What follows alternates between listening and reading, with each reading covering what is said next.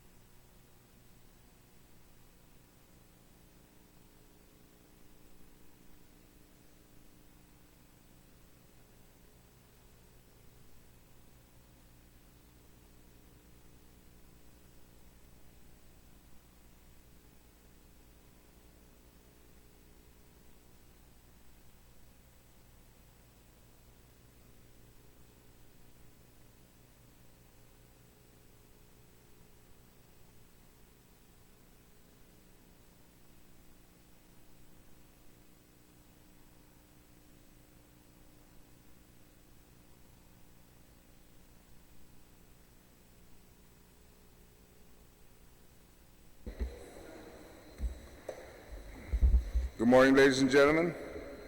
The Committee on Education, Finance, and Taxation now convenes this public hearing. Public hearing notices were given to the media. First was on Monday, March 27, 2017. The second notice on Wednesday, March 29, 2017. For the record, today is Monday, April 3rd, and the time now is 9 o'clock.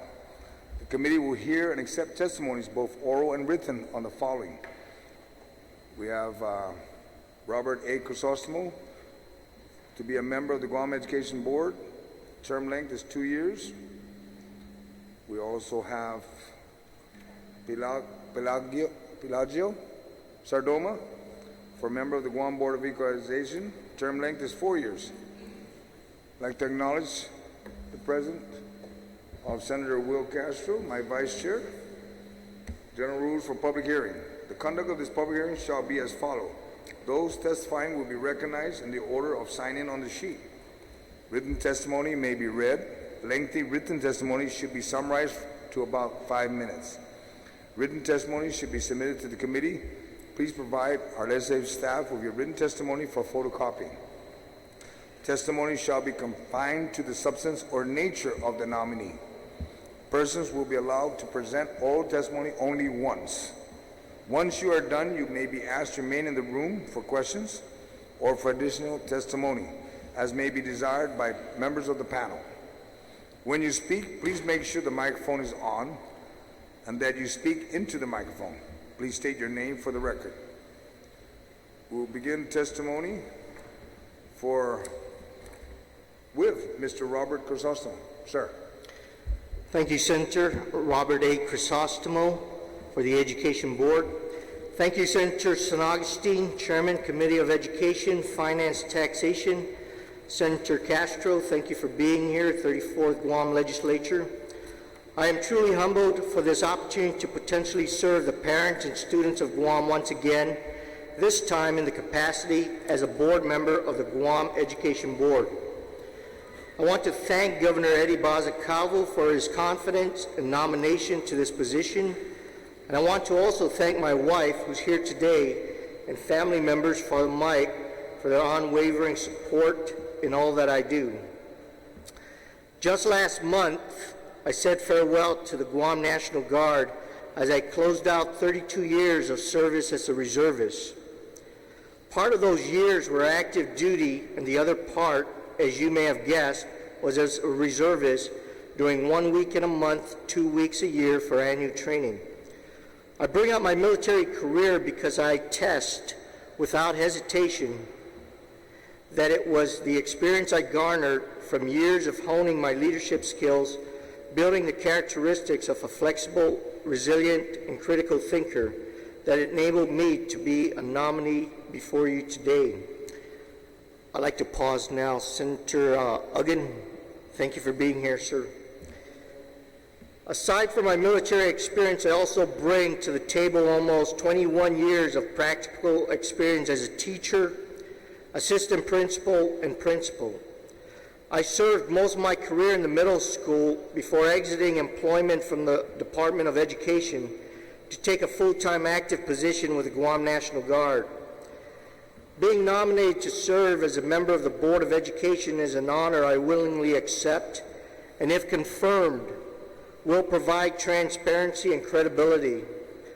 I am quite comfortable with my abilities to navigate, discern pertinent, critical issues that plague our public education system today, and would like to offer my experience in forging a premier education system that can serve as a beacon of best practices for others to emulate. In closing, I humbly ask for your support and your vote for my nomination so I can continue to contribute to the Department of Education and our island of Guam. I'm ready to entertain any questions you may have for me at this time. Thank you. Thank you, Mr. Crisostomo, and I'd like to thank you for accepting the nomination. I'd like to thank your wife for supporting you, or for continuing her support. Absolutely. First in the Department of Education, and then in the Guard, and then now for your nomination. And I actually look forward to your expertise in the board. I think that might be missing just a little bit on the board. Since you beat me to the punch, you ready to recognize Senator Frank Uggan? I'd like to ask if any of the panel here would like to ask any questions. Okay, you first. Thank you very much, Mr. Chairman. Good morning, everyone. And good morning, Mr. Crisostomo. Thank you very much for extending yourself to the people of Guam. I think first and foremost, it's about public service. And I certainly hope that you do understand the nature of what you're getting yourself into in terms of the time commitment and really the level of work and the amount of work that needs to be completed at that particular level, at the Board of Education level. So I'm certainly understanding of the whole situation, and I don't know if I should extend congratulations to the wife or otherwise the other extreme, only because it will require a lot of your time and a lot of your commitment for our 31,000, 32,000 students out there. So I thank you for extending yourself. Secondly, you look at your experience. You highlighted your experience. You mentioned that you were in the classroom and in the school system for 21 plus years. And you were in, most of those years, and not all of those years, were in our public school system. So you understand the system. You understand exactly what some of the challenges are. And then you transitioned over to serve in our military. So thank you for your service in our military to our country and to our island community. And I have to admit, Mr. Chairman, that I'm privy to have seen Mr. Crisostomo as Colonel Crisostomo, and even during the course of his lower ranks. There's one particular incident that will always stick in my mind, and I'm sure that Mr. Crisostomo has shared it with his wife, and that was in Hurricane Katrina in Louisiana, where in fact it was just Major Crisostomo at that time, and it was lowly Captain Elgin responsible for keeping a tent from taking off by virtue of the thunderstorm that we were experiencing that evening. But that's neither here nor there. But since then, I've gotten to know the character and the personality of Mr. Crisostomo. Certainly, he has high standards, high expectations. I look forward to your contribution, and I certainly ask you, in closing, to work closely with the chairman in regards to how we address some of the ongoing issues at the Department of Education, should it need policy support or budgetary support. Because one thing that I have to admit is the last 3 months, if there's any individual that has stood out in the education arena and advocating for things within our educational arena, inclusive of our public schools, is certainly the chairman, is Senator San Agustin. So I encourage you to work closely with the chairman, and I look forward to your contribution on the board. Colonel Crisostomo, Mr. Crisostomo, you certainly have my support. Thank you. Thank you, Senator. Thank you, Mr. Chair. Senator Will Castro. Hafa and good morning. Colonel, extremely elated by the nomination, and thank you for accepting. I had an opportunity to look over your nomination packet, and I can truly appreciate the fact that you have both public and private education experiences, and that's important. In addition to that, I want to encourage you, being a fellow educator, to please consider students also in the private sector. It's my position, although maybe not an official one reduced to statute, but that the governing board is in fact responsible for the education of all children. Second and final note is, the challenges facing public education, public financing of education are perennial. And, having the privilege to serve with you now as policymakers really gives us a unique advantage to think outside the box and to challenge the paradigm and to look at ways of establishing partnerships with entities outside the government. And so, I look forward to your can-do attitude as a commission officer or a former commission officer.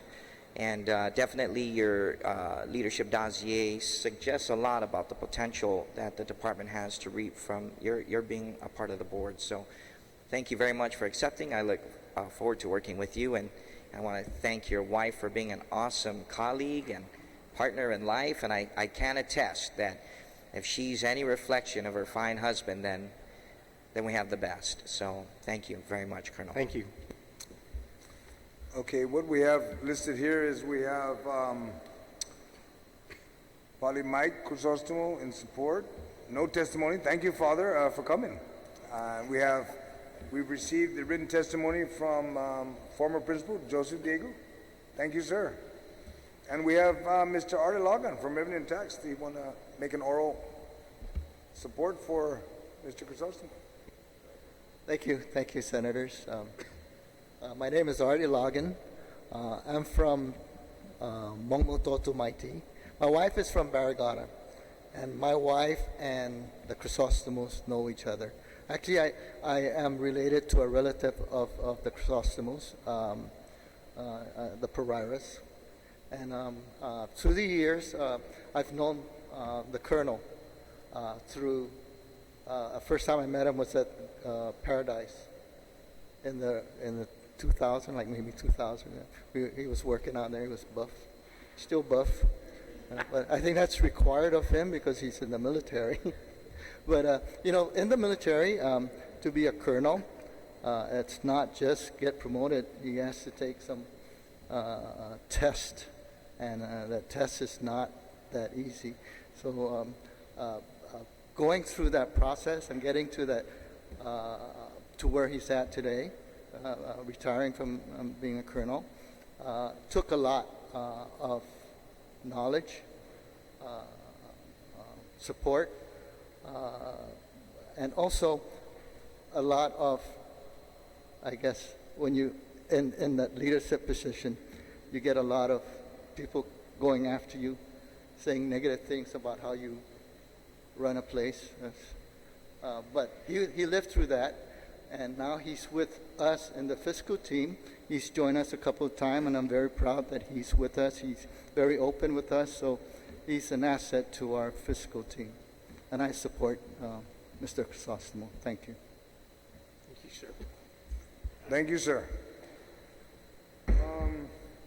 Mr. Crisostomo, just to let you know that on the term they identified to serve the remainder of the unexpired term of elected member, but you know what? We had it corrected so that it would reflect that you will serve a complete 2 years, not just the remainder of this term. Okay, so that you're not surprised later when they say your term expired. No, you get the complete 2 years. That's what the panel here or my committee will recommend to the floor. All right? Do you have anything you wanna ask us? Any questions or? No, I'd just like to thank you for being here today, and I hope to get your support during the confirmation hearing when it comes up. Well, you got 3. All you need is 8. So you're in great shape. Great. Thank you, sir. Numbers matter. And you got Polly Mike. He's giving the legislature the blessing. Well, that counts. All right. Thank you, sir. Thank you. Now we will proceed to Mr. Sardoma for his. And please keep in mind on both appointees that the committee will continue to receive testimonies for the next few days. Please address your written testimony to the Committee on Education, Finance, Taxation. Mr. Sardoma, now we will begin with you, sir. Would you like to go ahead and start your testimony? My name is Pelagio Sardoma. My friends call me Pel for short. I was first appointed member of the Board of Equalization during the first term of Governor Camacho, and presently I'm the board secretary. If confirmed, I would like to continue working closely with the other members of the board.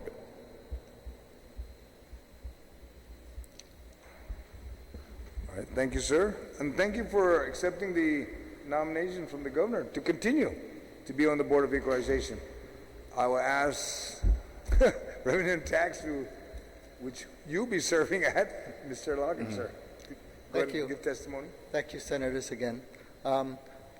When Pel first started back in 2000, the first term of Camacho's administration, he came in as a Board of Equalization member, and through the years he's progressed. We did a lot under the BOE. We did the certification of the land valuations, and in that, there was a lot of issues, and there was a lot of disgruntled taxpayers who didn't believe that their properties were either too low or too high. And it takes a lot to sit through this board to listen to why they feel their valuation was not done right. And in this position in the board, a lot of people don't want to sit on this board because it's really volunteer work. to sit through this. With Pel's background, he is a tax man. He prepares returns. He is very qualified to sit in this board, and I support him. Thank you. Thank you, sir. Does any of the committee panel members? Senator Rubin? Thank you, Mr. Chairman, and Mr. Sardoma, thank you for extending yourself to the people of Guam on the Board of Equalization. Just a quick question. Can you just explain, just for our people who are listening and they want to understand exactly what the responsibilities are of the Guam Board of Equalization, can you just explain what you've been doing in your service and what you're asking in terms of the confirmation?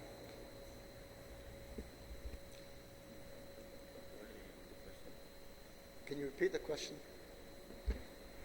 What is the responsibility of the Guam Board of Equalization?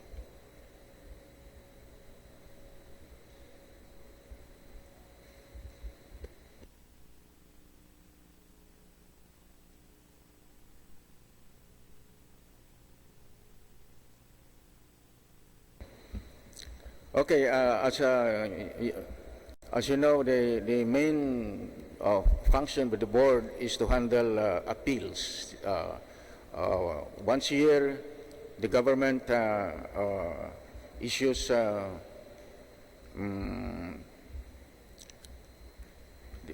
this property taxes, and not too long ago, actually, we have this mass appraisal of all properties in Guam. And because of that, a lot of properties actually, the value of the properties went up. And for that, actually, the board receives something like 800 appeals. A lot of people are complaining about the new values of their properties. And now, after probably over a year now, the appeals after the Department of Real Estate working on these appeals, we are now down to about 300 that the board will actually act on it. So at the present time, we're just getting a schedule when to take up these 300 remaining appeals. So just for the understanding of our people in the community, one of the major responsibilities of the Guam Board of Equalization is to be available to entertain real estate or property appeals. And right now you have approximately, initially you received a little bit over 800 appeals when the appraised value, the appraisal was done a couple years back. And now in entertaining the 800, you're down to 300. So what's your time frame to clear the docket?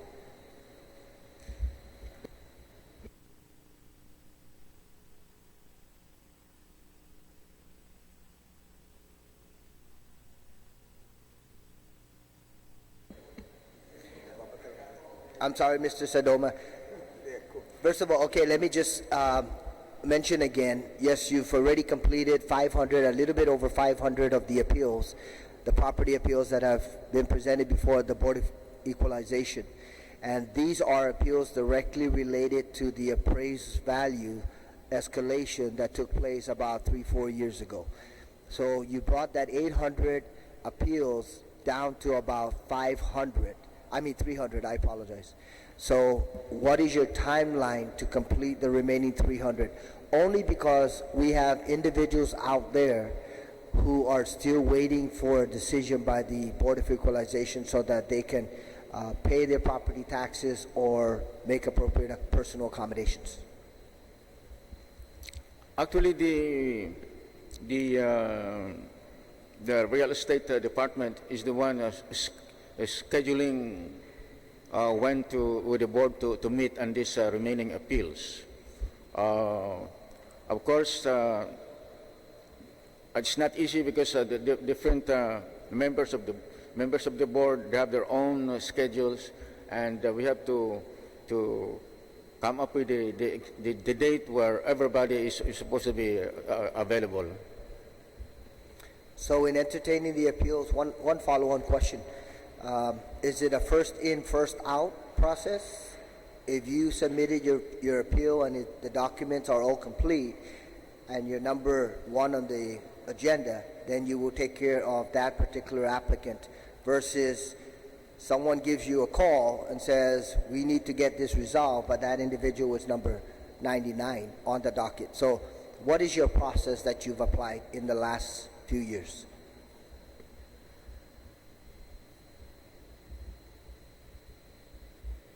Again, it's already. I could hardly get the question because of the echo of the microphone. How do you deal with the appeals? Is it first in, first out, or first applicant, the one you receive the documents, they're the ones that the board addresses, or do you entertain them intermittently? It's really a direct question in terms of the process, so that if there are any appeals that are pending, the 300 plus individuals, they would understand how the process is proceeding. But that's really more or less my question. Mr. Logan, are you able to respond on his behalf? It's usually on the first come, first served basis, but some cases are more complicated than the others. And I think what happens is the real estate division downstairs would try and gather all the data, all the required information, and then proceed from there. So some of them might be a little bit more easier to resolve, and they would push that forward before the board, and the other more complicated ones, as we get the information, they would go forward. Okay, and the estimated timeline? Mr. Logan, if you can respond on behalf of Mr. Sardoma. We're looking at it now. Hopefully by the end of the year, we have all 300 by then, because we did 500 within a year, so okay. We're looking at that. Thank you. And it's good to hear that, in fact, possibly the remaining balance of the 300 appeals will be completed. So thank you very much. Mr. Sardoma, thank you again for stepping up and offering your service to the people of Guam as a member of the Guam Board of Equalization. And you certainly have my support. Thank you. Suzumase. Thank you, sir. Mr. Castro? Good morning, Mr. Sardoma.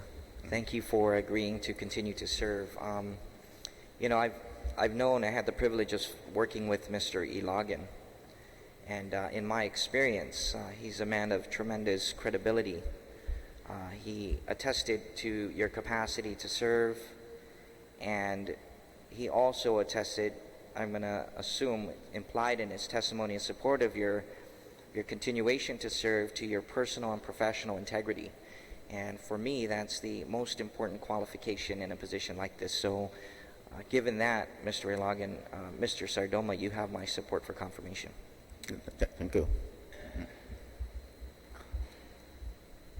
Mr. Logan, I know you're here to testify, and I know that through your experience with Mr. Sardoma and all the board members of the Board of Equalization, would you like to add to the support to Mr. Sardoma? Of course.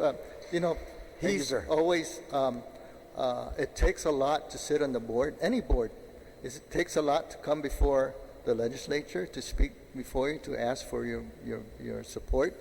And he's not asking for anything. He's servicing the people of Guam, and he's doing a great job of keeping the board members together, because he is one of the person that's always there. Every time there's a board meeting, he's always there. I've never seen him say he can't make a board meeting. It's the others with their other, time and availability, but Mr. Pell is always there. Just to mention also, I got to get used to the legislature being here. I drove around Agana and went to the old place, and hey, it's all boarded up. I forgot it. You guys moved. So. Nice place. Thank you. And by the way, all this time, I don't know how many years I've been on the board, I don't recall being absent in any board meeting. All right. Thank you, Mr. Sardoma. Now, the question I was just going to pose on both of you, and I don't know if you both take a role on it. When are we going to decide the delinquency on the property? It would be up to the director, right? Not the Board of Equalization, correct? It's up to it's coming out, I believe, April 10th Okay. for this. All right. Thank you, sir. Do you have any questions for us, Mr. Sardoma? Do you have any questions for us? No. No question. Okay. Okay. Is there anyone else here to testify on behalf of Mr. Sardoma? There being none, the committee will continue to receive testimony for the next few days. Please address your written testimony to the Committee on Education, Finance, and Taxation and submit it via email to Senator Joe S. Agustin at gmail.com. My office is located at the Rand Care Building, 2nd floor, Suite 3, 761 South Marine Corps Drive, Tumuning, Guam. Si Jules Marci for your attendance and participating in today's hearing. And for those at home, thank you for watching. It is now 9:26, and this public hearing is adjourned. Thank you.